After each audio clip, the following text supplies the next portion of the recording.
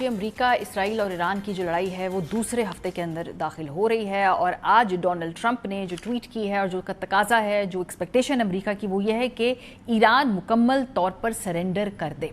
जो उन्होंने कहा है कि अनकंडीशनल सरेंडर होगा और इसके नतीजे में जो हम लीडर सेलेक्ट करेंगे, यानी जो अमेरिका लीडर सेलेक्ट करेगा वो बहुत ही ज़बरदस्त होगा, वो सबके लिए काबिल कबूल होगा। इसके अलावा उन्होंने ये भी कहा है कि भाई अगर ऐसा नहीं हुआ तो फिर बहुत ज़्यादा मज़ीद बमबारी होगी और अगर मान ली गई अमेरिका की बात तो ईरान का मुस्तकबिल बहुत ज़्यादा रोशन है।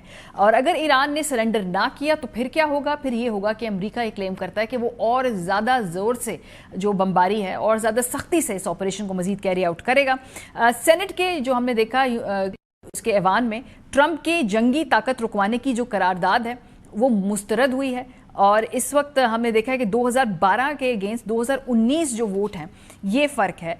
और इस वक्त हम ये देख रहे हैं कि जो अमेरिका की ख्वाहिश है सीज़ फायर की, इसको ईरान आउटराइटली रिजेक्ट करता है। जो उनके फॉरेन मिनिस्टर हैं अब्बास अराक्ची, उन्होंने कहा कि सवाल ही नहीं पैदा होता कि ईरान जो है वो सीज़ फायर भी कर ख्वाहिश जाहिर करे या किसी भी किस्म के सरेंडर की ख्वाहिश जाहिर करे। मुलाहिज़ा कीजिए।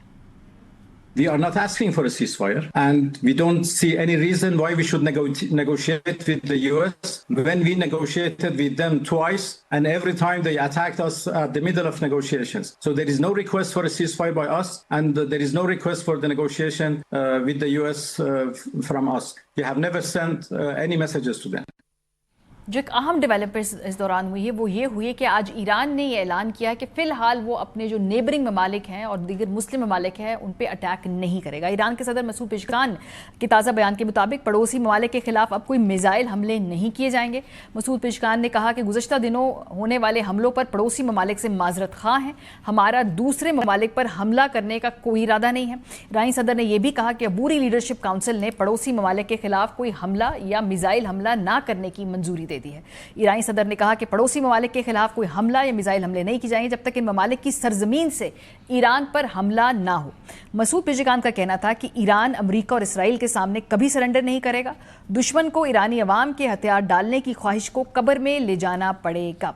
दूसरी तरफ ईरान की पासदाराने इनकलाब ने अमरीकी सदर ट्रंप को चैलेंज करते हुए कहा है कि अगर हिम्मत है कि अबनाए हरमज़ पे तेल बरदार जहाज़ों की हिफाजत के लिए अमरीकी बहरी जहाज़ तैनात करके दिखा सकते हैं तो दिखा दें। इस हवाले से ईरानी वज़ीर ख़ारजा ने ट्वीट भी की और उन्होंने यही कहा कि जो हम साथ साथ रहते हैं, दोनों ममालिक हमारे इर्द गिर्द खित्ते के जो अरब हमारे बहन भाई हैं और हमारे दरमियान दोस्ती है, म्यूचुअल रिस्पेक्ट है, ये अमरीकी एग्रेसर्स जो हैं उनकी जानिब से ये लड़ाई कराई जा रही है और ये खाली उन्हीं बेसिस तक होगा जिसमें अमेरिका की जो फ़ौज है वो मौजूद है। और हमने देखा कि ट्रंप तो चूँकि सोशल मीडिया के दौर में उनको शौक़ है ख़बरें बनाने का, तो फ़ौरन से पहले उन्होंने भी एक ट्वीट दाग दी और उन्होंने कहा कि ईरान ने तो ये माफ़ी मांगी है दरअसल, और ये अपने पड़ोसियों से जो माफ़ी मांगी है इसको उन्होंने सरेंडर का नाम दिया और साथ ये भी कहा कि सरेंडर सिर्फ और सिर्फ अमरीकी और इसराइली हमलों की बदौलत मुमकिन हुआ है। ईरान अब मशरिक़ वुस्ता का बदमाश नहीं रहा बल्कि एक बहुत बड़ा लूज़र बन चुका है। एक जो अमरीकी तज्ज़ियाकार है जिन्होंने ट्रंप से मुलाकात की और इस जंग के हवाले से उनसे जब सवालात पूछे तो उन्होंने कहा कि क्या प्रेसिडेंट ट्रंप ने उनसे बात की कि ईरान से सरेंडर करवाना क्या मुश्किल है, आसान है? उन्हीं की ज़बानी सुनिए। And I don't want to use the word frustrated. It's almost because he understands he's got plenty of alternatives. But it's curious. He's curious as to why they haven't, I don't want to use the word capitulated, but why they haven't capitulated.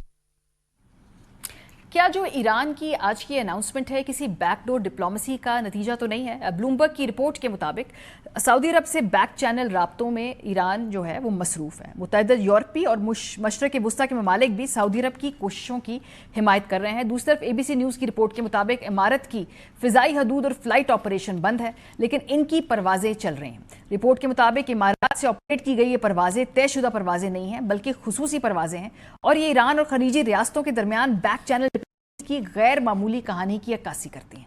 ये back channel root Qatar और Yemen के जरिए कायम किए गए हैं जिसने इमारात पर फ़िज़ाई हदूद खोलने और परवाज़ों के लिए एक महफूज राहदारी कायम करने की इजाज़त दी है जो दुनिया भर के लाखों मुसाफिरों को इमारात से घर पहुंचने में मदद फराहम करने के लिए बनाया गया है। रिपोर्ट के मुताबिक मुत्तहिदा अरब अमारात ने यकीन दहानी कराई है कि वो अपने इलाके को तीसरे फरीक के लिए फ़ायदेमंद नहीं होने देंगे जो ईरान के खिलाफ कार्रवाइयों के लिए इस्तेमाल हो।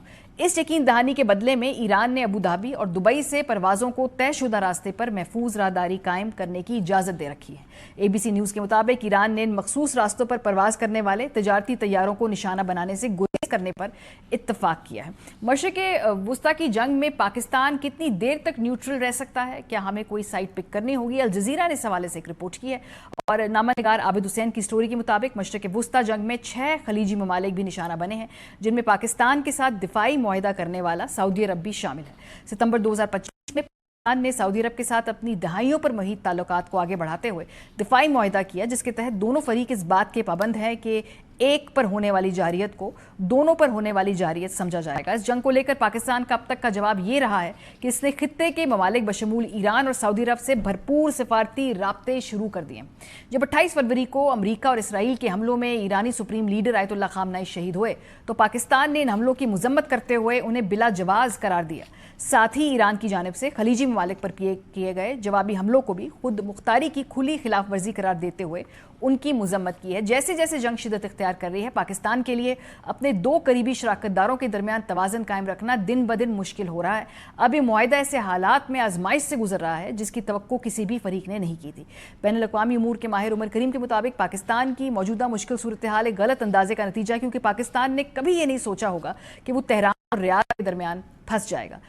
عمر کریم کے مطابق اس معاہدے کے جتنے فائدے ہیں اتنی اس کی قیمت بھی چکائی جا سکتی ہے۔ اس کے علاوہ ہم نے آج دیکھا کہ فیلڈ مارشل عاصم منیر صاحب جو ہیں انہوں نے ملاقات کی ہے سعودی وزیر دفاع سے، اور پاکستان نے دونوں ممالک کے درمیان ہمیں لگتا ہے کہ ایک برج کا کردار ادا کرنے کی کوشش بھی کر رہا ہے، اور آج جو ایران کے رویے میں ایک تبدیلی آئی ہے، حکومتی حلقے اس بات کو کلیم کرتے ہیں کہ یہ اس طرح کی رابطے ہیں اس کی وجہ سے بھی یہ ممکن ہے۔ پاکستان اور امریکہ اور ایران کے درمیان جو مذاکرات ہیں ان کی کوشش کر رہا ہے، اور اس بات کو رانا ثناء اللہ صاحب نے بھی تسلیم کیا۔ وہ ایگریمنٹ جس کے متعلق امریکہ یا پریزیڈنٹ ٹرمپ کہہ رہے ہیں کہ جی وہ کیونکہ نہیں ہوا تو اس لیے ہم حملہ آور ہو رہے ہیں، تو وہ ارینجمنٹ جو ہے وہ ہو جائے، وہ ایگریمنٹ جو ہے وہ ہو جائے۔ ابھی تک ہم پش کر رہے ہیں جی، اس کے اوپر نہ صرف ہم کر رہے ہیں بلکہ ہمارے کچھ دوست ممالک بھی جو ہے وہ ترکی بھی ہے اس میں۔ جی بالکل،